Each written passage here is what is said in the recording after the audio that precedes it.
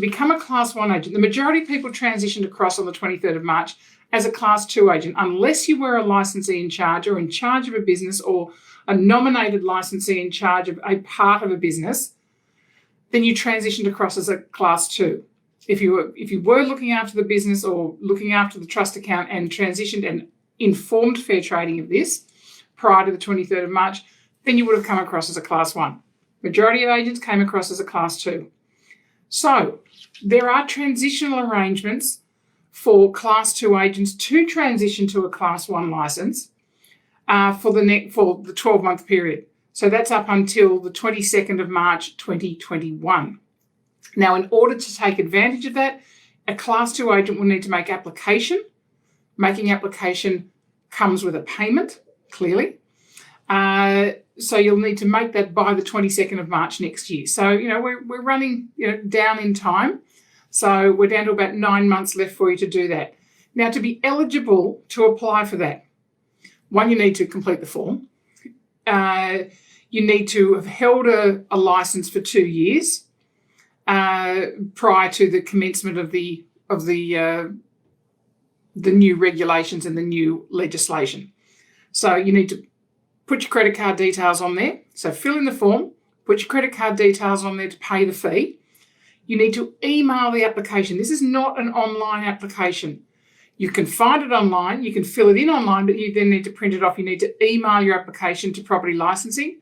It says all of that on the form, and the email address is on there. If you're doing this and you've already received your renewal notice for your Class 2 licence, now there has been a lot of discussion about this, and the Property Matters newsletter from Fair Trading actually says, if you have received your Class 2 renewal notice, include a copy of this notice and write the renewal date in the body of your email. So that's great. So say your licence is due this Sunday, the 26th of July, and you think, okay, now, I'm going to upgrade to a Class 1 licence. And today, on the 22nd of July, you fill in your Class 1 licence application form, you fill in the details of your credit cards on there, you put all the attached information on there, you put your USI identifier on the form, you've put your driver's licence, your passport, a Medicare card, you've done all of the forms of identification, you've done all of that and you go, okay, I'm good. You then also scan in you scan that in, you scan in your renewal form, you send your licence application and your renewal form off to Fair Trading today, 22nd of July. There are 4 days before your Class 2 licence need to be renewed. Fair Trading will not process your Class 1 application in the next 4 days. Now, there's a lot of licence activity going on, a lot of people looking for a whole lot of different things in changing their licensing around, in getting licenses, in upgrading licenses, in changing the categories of their license or putting on additional categories of license. It may be some considerable time. So there's at least 6-8 weeks, perhaps longer, before Fair Trading will actually process that Class 1 license application. So, and that's always been the case. That's not anything new with this. That's, there's a time to process and all the checks that they need to do to make sure that you are the right person to be getting a Class 1 licence. In the meantime, your Class 2 licence will lapse. So you are an active agent. As of next Monday, your licence, because your renewal date was Sunday the 26th of July, your licence will lapse. So until you actually get that Class 1 licence application processed, you are not an active agent. So you want to go out, list properties, sell properties, manage strata, sell livestock, whatever it is your licence allows you to do, you want to do that? Well, no, you can't because you don't have an active licence.